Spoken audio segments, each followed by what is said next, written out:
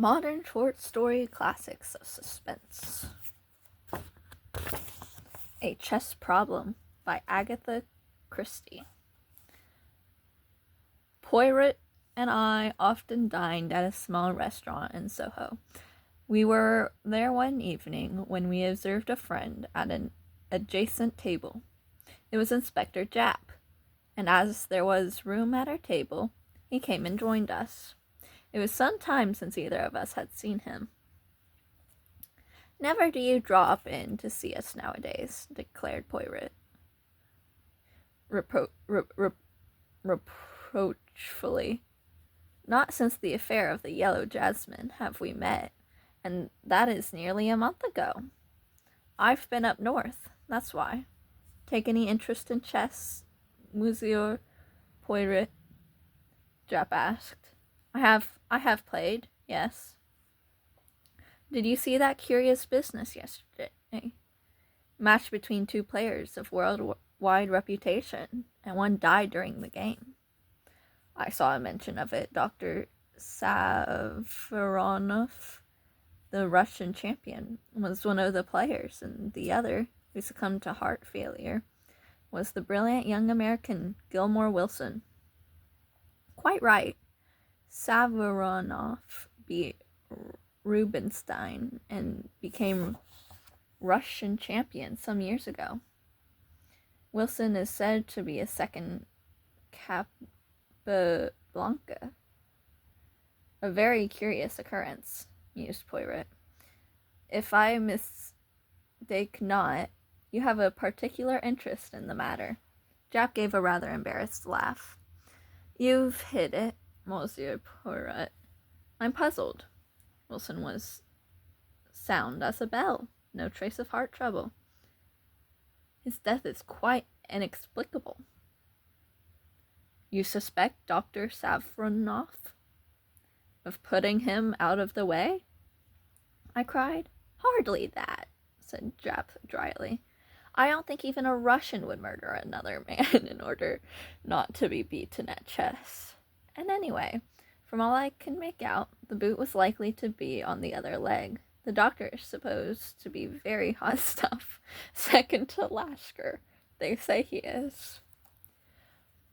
Poirot nodded thoughtfully.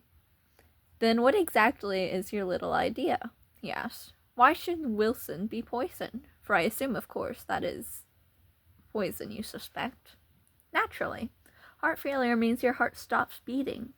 That's all there is to that. That's what a doctor says officially at the moment, but privately he tips us the wink that he's not satisfied." "When is the autopsy to take place?" "Tonight. Wilson's death was extraordinarily sudden. He seemed quite as usual, and was actually moving one of the pieces when he suddenly fell forward, dead. There are very few poisons would act in such a fashion," I objected Poirot. "I know. The autopsy will help us, I expect. But why should anyone want Gilmore Wilson out of the way? That's what I'd like to know. Harmless, unassuming young fellow. Just come over here from the States and apparently had an enemy in the world. Seems incredible," I mused. "Not at all," said Poirot, smiling. "Japp has his theory, I can see." "I have Monsieur Poirot. I don't believe the poison was meant for Wilson. It was meant for the other man." "Savaronov?" "Yes, Savaronov. Fell forward of the Bolsheviks at the outburst of the revolution. He was even reported killed. In reality, he escaped. For 3 years endured incredible hardships in the wilds of Siberia. His sufferings were so great that he is now a changed man. His friends and acquaintances declare they would hardly have recognized him. His hair's white, and his whole aspect that of a man terribly aged. He is a semi-invalid, and seldom goes out, living alone with a niece, Sonia Davlov, and a Russian manservant in a flat down Westminster Way." It is possible that he still considers himself a marked man. Certainly, he was very unwilling to agree to this chess contest. He refused several times point blank, and it was only when the newspapers took it up and began making a fuss about the unsportsmanlike refusal that he gave in. Gilmore Wilson had gone on challenging him with real Yankee pertinacity, and in the end he got his way. Now I ask you, Moiser Poirot, why wasn't he willing? Because he didn't want attention drawn to him? Didn't want somebody or other to get on his track? That's my solution. Gilmore Wilson got picked by mistake. There is no one who has any private reason to gain by Savarinoff's death. Well, his niece, I suppose. He's recently come into an immense fortune, left him by Madame Gospucha, whose husband was a sugar profiteer under the old regime. They had an affair together once, I believe, and she refused steadfastly to credit the reports of his death. Where did the match take place? It's Savarinoff's own flat. He's an invalid, as I told you. Many people there to watch it? At least a dozen, probably more. Poirot made an expressive grimace. My poor Jap, your task is not an easy one. Once I know definitely that Wilson was poisoned, I can get on. Has it occurred to you that in the meantime, supposing your assumption that Savarinoff was the intended victim to be correct, the murder may try again? Of course it has. 2 men are watching Savarinoff's flat. That will be very useful if anyone should call with a bomb under his arm, said Poirot dryly. You're getting interested, Monsieur Poirot, said Jap with a twinkle. Care to come round to the mortuary and see Wilson's body before the doctors start on it? Who knows? His tie pin may be askew, and that may give you a valuable clue that will solve the mystery. My dear Jap, all through dinner my fingers have been itching to rearrange your own tie pin. You permit? Yes? Ah, that is much more pleasing to the eye. Yes, by all means, let us go to the mortuary. I could see that Poirot's attention was completely captivated by this new problem. It was so long since he had shown any interest over any outside case, that I was quite rejoiced to see him back to his old form. For my own part, I felt a deep pity as I looked down upon the motionless form and convulsed face of the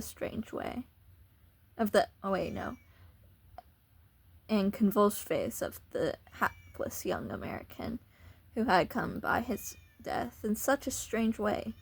Poirot examined the body attentively.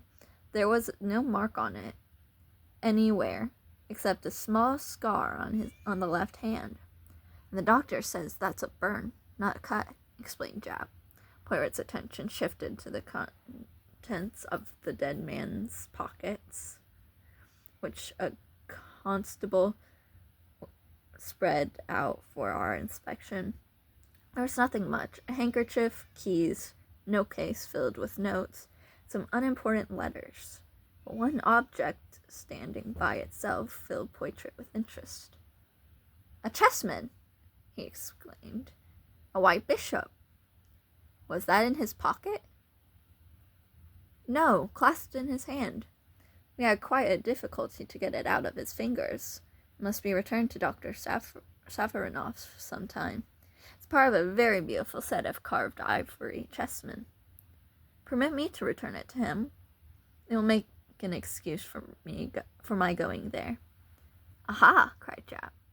So you want to come in on this case? I admit it. So skillfully you've aroused my interest. That's fine. Got you away from your brooding, Captain Hastings. Is pleased too, I can see. Quite right, I said, laughing. Poirot turned back toward the body. No other little detail you can tell me about him? he asked. I don't think so. Not even that he was left-handed? You're a wizard! You're a wizard, Monsieur Poirot. How did you know that? That he was left-handed. Not that it's anything to do with the case. Nothing whatever, agreed Poirot, hastily seeing that Jap was slightly ruffled. My little joke, that was all. I like to play you the trick. You see, he went out upon an amicable understanding. The following morning saw us wending our way. A Dr. Savernoff's flat in Westminster. Sonia de Eveloff, I mused. It's a pretty name. Poirot stopped and threw me a look of despair. Always looking for romance. You are incorrigible. The door of the flat was opened to us by a manservant with a peculiarly wooden face. It seemed impossible to believe that impassive countenance could ever display emotion. Poirot presented a card on which Jap had scribbled a few words of introduction, and we were shown onto a low, long room, furnished with short hangings and curios. Curios? Yeah.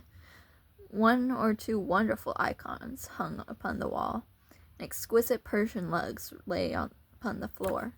A samovar stood upon a table.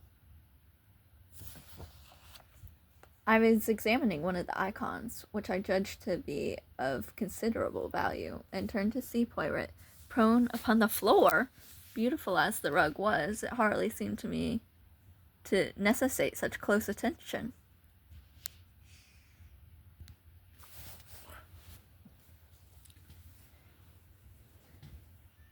Is it such a very wonderful specimen? I asked. Oh, the rug?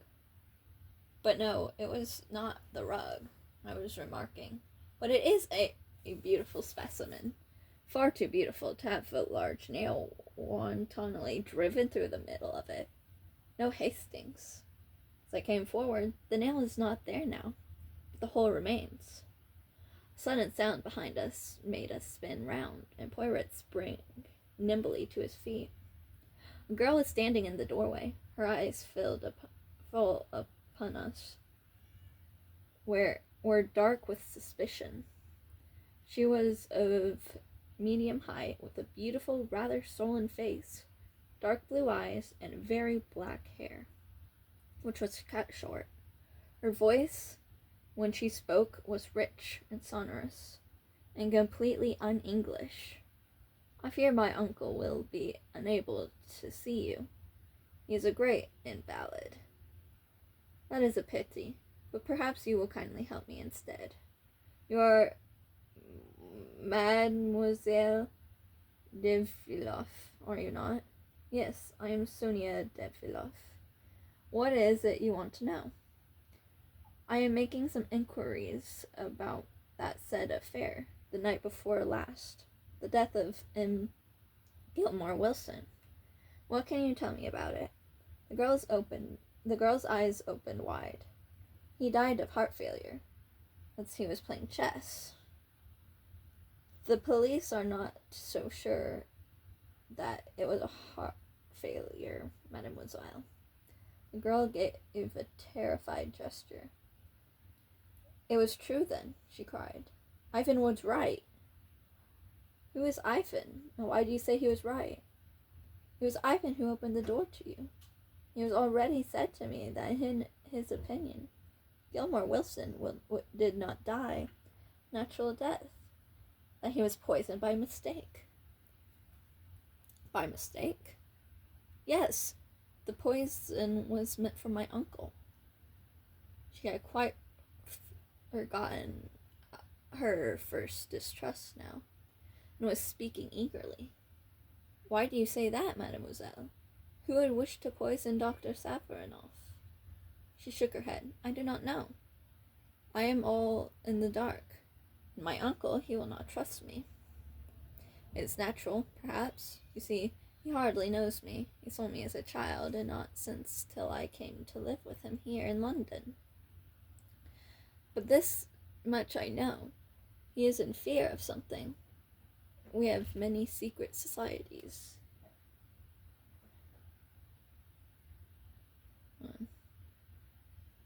We have many secret societies in Russia.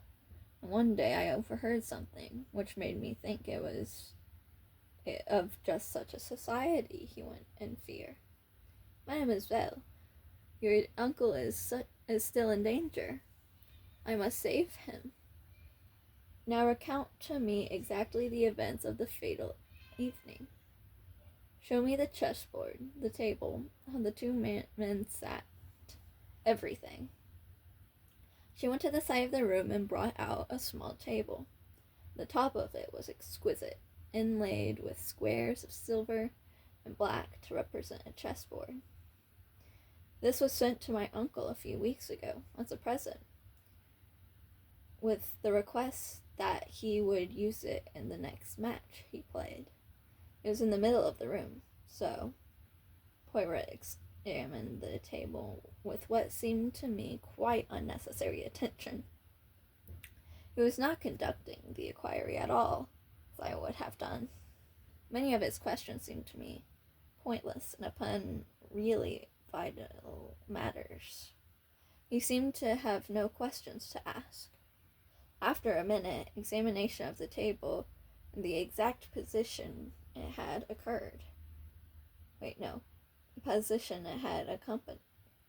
occupied, he asked to see the chessmen. Sonia Daviloff brought them to him in a box. He examined one or two of them in a perfunctory manner. Exquisite set, he murmured absent-mindedly, still not a question as to what refreshments there had been, or what people had been present.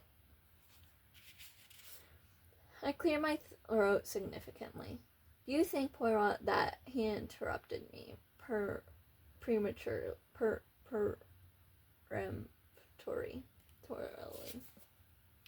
Do not think, my friend. Leave it all to me, mademoiselle. Is it quite impossible that I should see your uncle?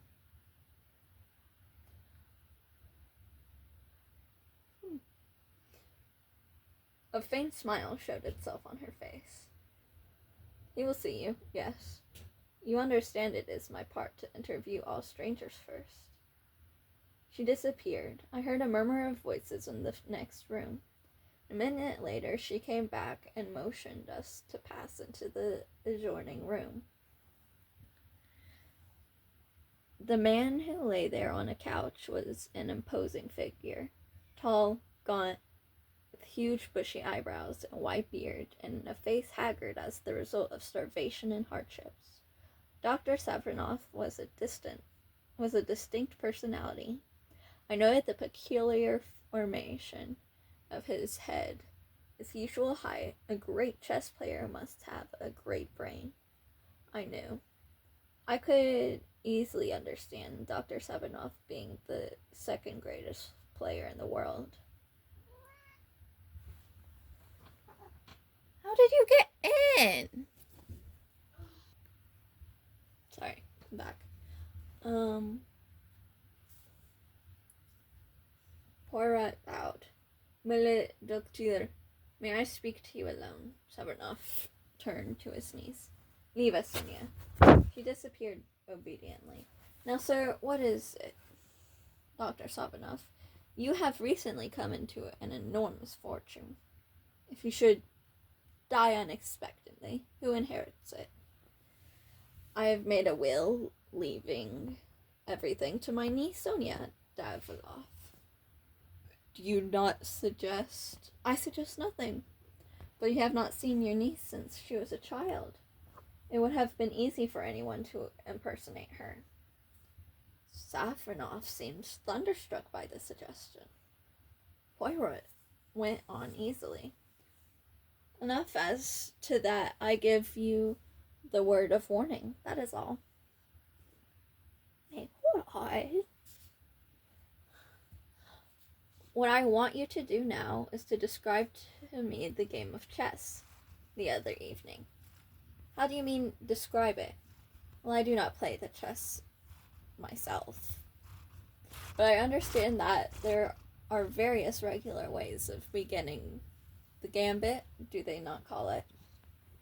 Dr. Savernoff smiled a little. Ah, I comprehend you now.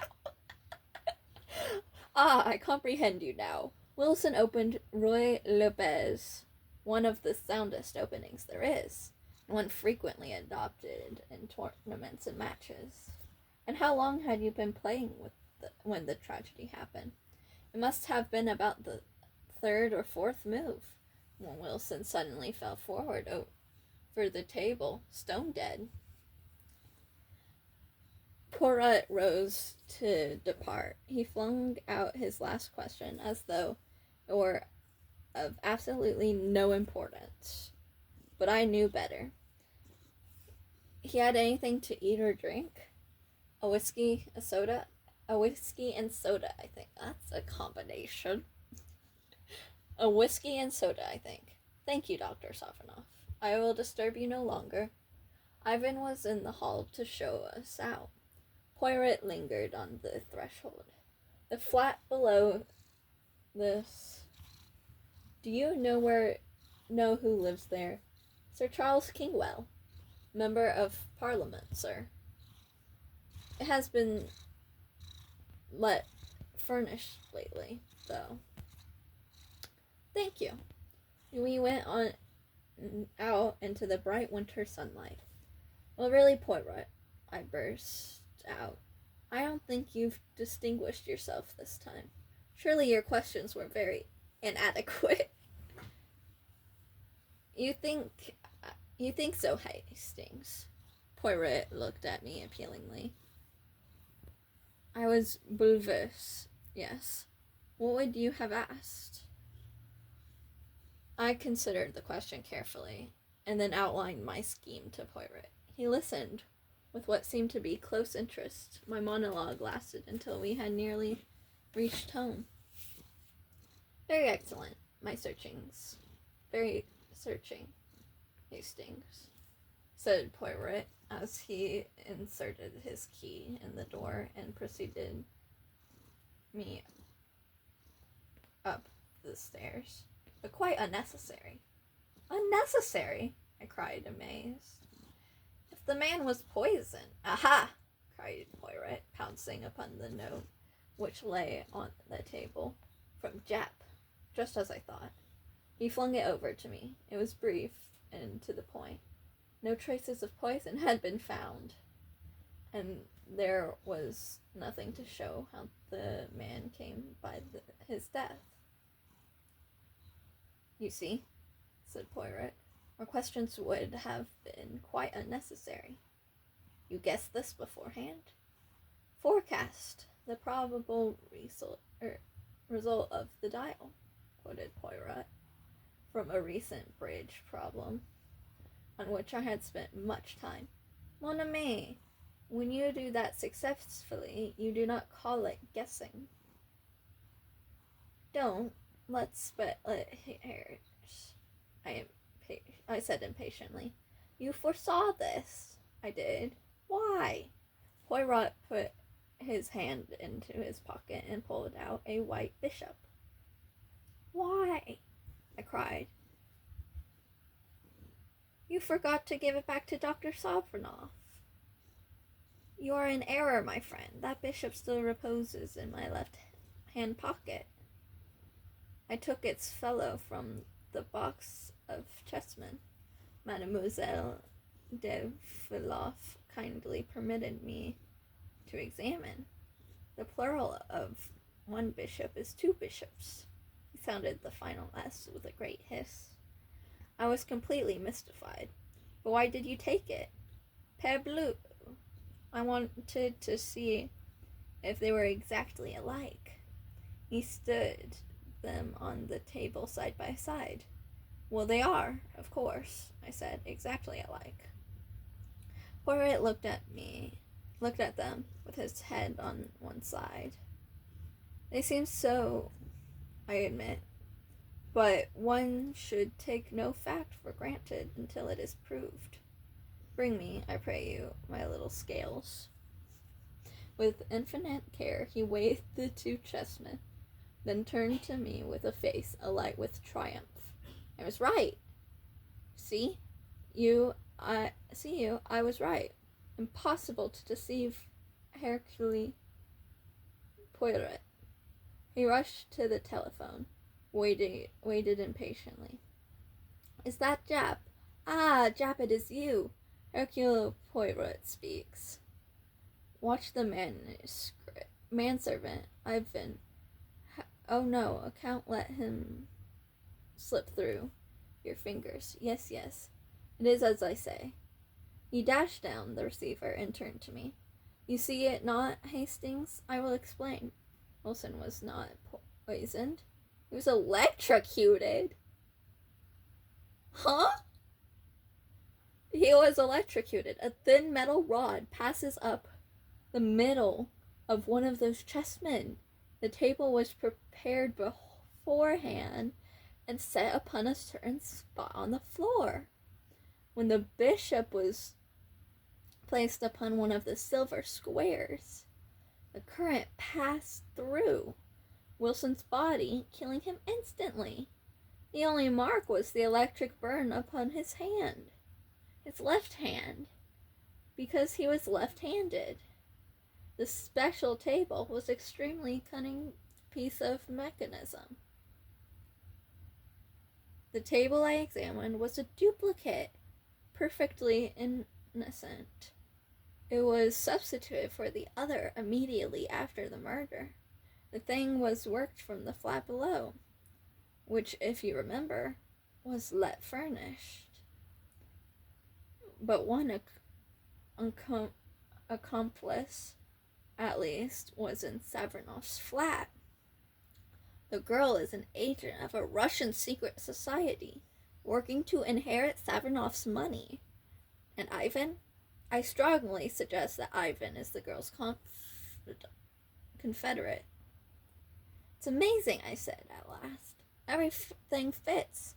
Savernoff had an inkling of the plot, and that's why he was so averse to playing the match. Poirot looked at me without speaking. Then he turned abruptly away, began pacing up and down. Have you a book on chess, by any chance, mon ami? He asked suddenly. I believe I have somewhere. It took me some time to ferret it out, but I found it at last, and brought it to Poirot, who sank down in a chair and started reading it with the greatest attention. In about a quarter of an hour, the telephone rang. I answered it. It was Jap. Ivan had left the flat carrying a large bundle, and he had sprung into a waiting taxi. And the chase had begun. He was evidently trying to lose his pursuers. In the end, he seemed to fancy that he had done so, and had them driven to a big empty house at Hampstead. The house was surrounded. I recounted all this to Poirot. He merely stared at me as though he scarcely took in what I was saying. He held out the chess book. Listen to this, my friend. This is the Rue Lepers opening. Okay, well. 1p to k4, p to k4, 2kt to kb3, kt to qb3, 3b to kt5. Then there comes a question as to Black's best third move. He has the choice of various defenses. It was White's third move that killed Gilmore. Wilson. 3b to kt5. Only the third move. Does that say nothing to you? I hadn't the least idea what he meant, and he told me so. I suppose, Hastings, that while you were sitting in this chair, you heard the front door being opened and shut. What would you think? I should think someone had gone out, I suppose. Yes, there are always two ways of looking at things. Someone gone out, someone come in. Two totally different things, Hastings. But if you assumed the wrong one, presently some little discrepancy would creep in and show you that you were on the wrong track. What does all this mean, Poirot? Poirot sprang to his feet with sudden energy. It means that I have been a triple imbecile. Quick, quick, to the flat in Westminster. We may yet be in time. We tore off in a taxi. Poirot returned no answer to my excited questions. We raced up the stairs. Repeated rings and knocks brought no reply, but listening closely I could distinguish a hollow groan coming from within. The hall porter proved to have a master key, and after a few difficulties he consented to use it. Poirot went straight to the inner room. A whiff of chloroform met us.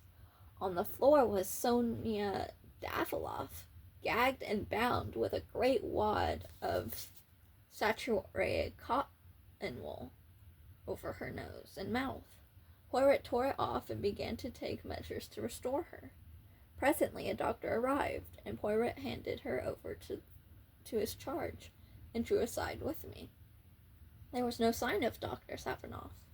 What does it all mean? I asked, bewildered. It means that before two equal deductions, I chose the wrong one.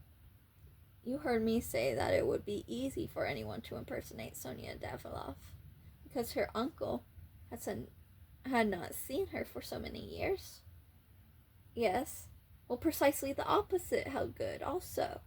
It was equally easy for anyone to impersonate the uncle. What? Savanoff did die at the outbreak of the revolution. What? The man who pretended to have escaped with such terrible hardships, the man so changed that his own friends could hardly recognize him, the man who successfully laid claim to an enormous fortune, is an impostor. He guessed I should get on the right track in the end, so he sent off to honest Ivan on a torturous wild goose chase, chloroformed the girl, and got out, having by now doubtless realized most of the securities left by Madame Gospaja. But who tried to kill him? Nobody tried to kill him. Wilson was the intended victim all along. But why? My friend, the real Savanoff, was the second greatest chess player in the world. In all probability, his impersonator did not even know the rudiments of the game. Certainly, he could not sustain the fiction of a match. He tried all he knew to avoid the contest. When that failed, Wilson's doom was sealed. At all costs, he must be prevented from discovering that the great Savanoff did not even know how to play chess. Wilson was fond of the Rue Lopez opening and was certainly to use it. The false Savanoff arranged for death to come with the third move, before any complications of defense set in. But my dear Poirot, I persisted, are we dealing with a lunatic? I quite follow your reasoning. It meant you must be right, but to kill a man just to sustain his role, surely there were simpler ways to find out of the difficulty than that. You could have said that his doctor forbade the strain of a match. Poirot wrinkled his forehead. Certainement, Hastings, he said. There are other ways, but none so convincing. Besides, you are assuming that to kill a man is a thing to avoid, are you not? Or impostor's mind, it does not act that way. put myself in his place, a thing impossible for you. Picture his slots. He enjoys himself as the professor, as that match. I doubt not he has visited the chess tourneys to study his part. He sits and frowns in thought. He gives the impression that he is thinking great plans, and all the time he laughs at himself. He is aware that 2 moves are all that he knows, all that he need to know. Again, it would appeal to his mind to foresee the events, to make Wilson his own executioner. Oh yes, Hastings. I begin to understand our friend and his psychology. I shrugged. Well, I suppose you're right, but I can't understand anyone running the risk. He could so easily avoid risk, Poirot snorted. Where then lay the risk? Would Japp have solved the problem? No. If the false Davronov had not made one small mistake, he would have run no risk. And his mistake? I asked, although I suspected the answer. Mon ami, he overlooked the little grey cells of Hercule Poirot. Poirot has his virtues, but modesty is not one of them.